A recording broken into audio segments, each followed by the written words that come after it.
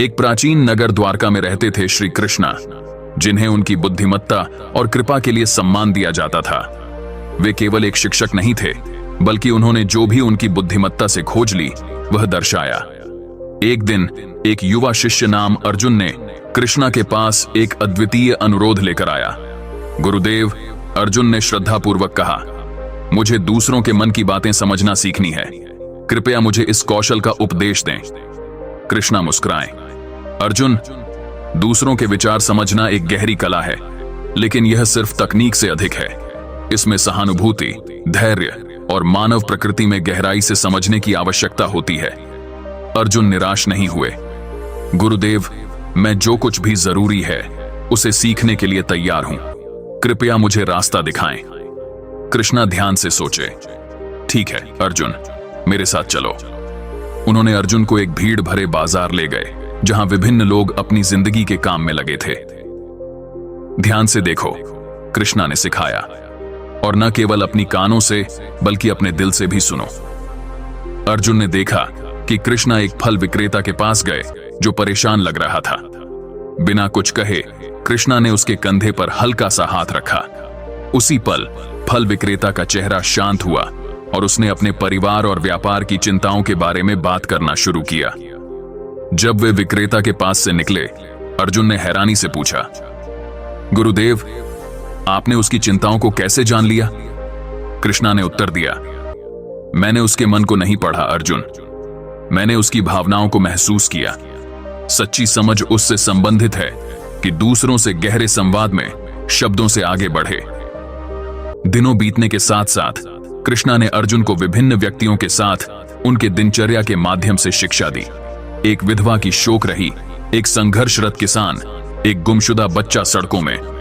प्रत्येक बार कृष्णा ने अर्जुन को दिखाया कि संवेदना और सहानुभूति वास्तविक समझने की कुंजी है।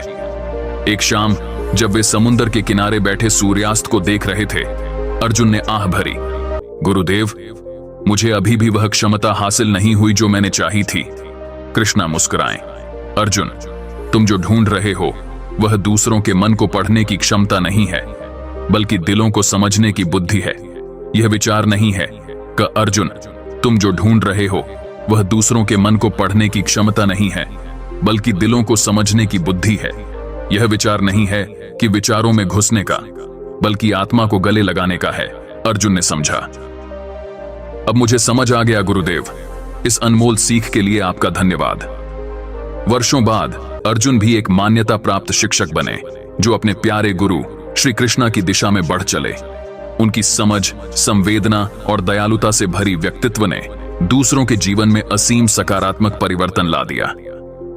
एक दिन एक संदेहात्मक युवा व्यापारी राजू अर्जुन के आश्रम में पहुंचा।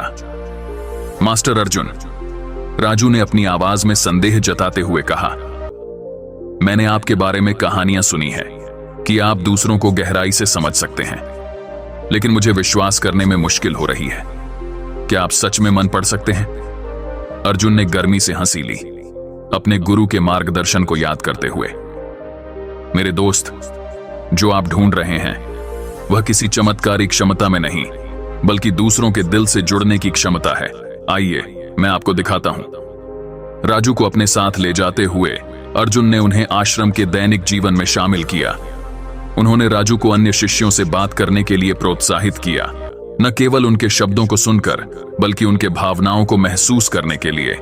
राजू, पहले संदेही, अपने आप में सूक्ष्म बदलाव देखने लगे।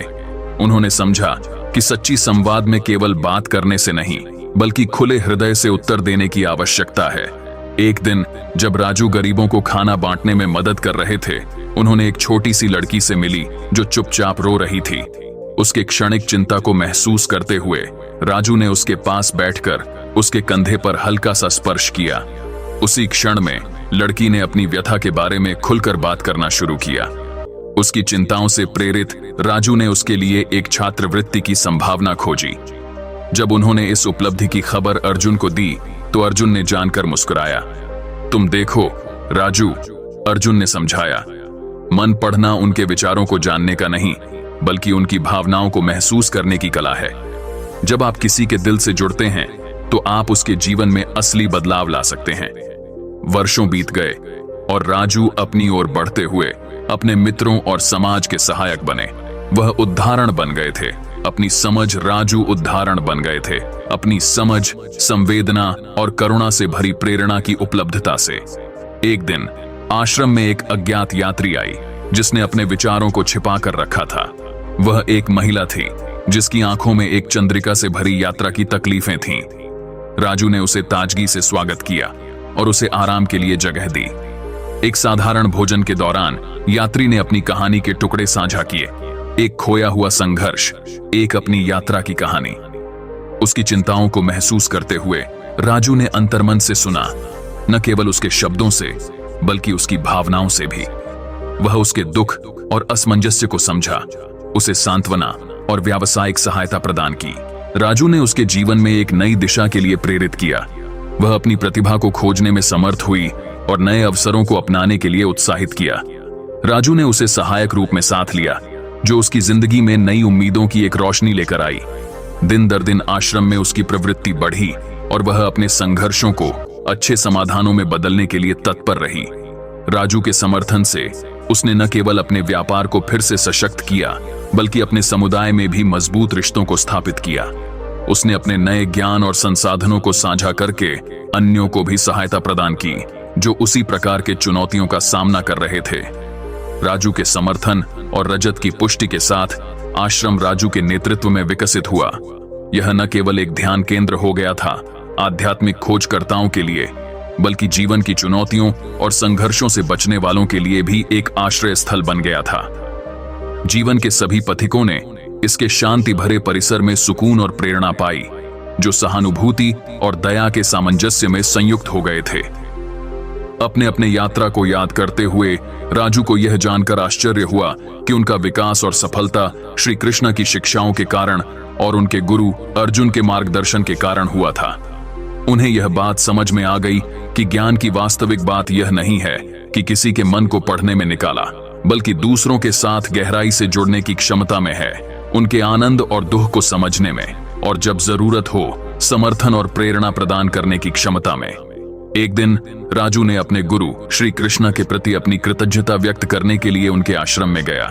वह श्री कृष्ण से मिलने के लिए बड़े ही उत्साहित थे, क्योंकि उनके जीवन के मार्गदर्शक के रूप में उनके अद्वितीय सिखाने का अवसर मिल रहा था। श्री कृष्ण ने राजू को आदर से स्वागत किया और उनके प्रश्नों को सुना। राजू ने अपनी यात्रा, उसके संघर्ष और अपने गुरु के उदाहरण के बारे में बताया।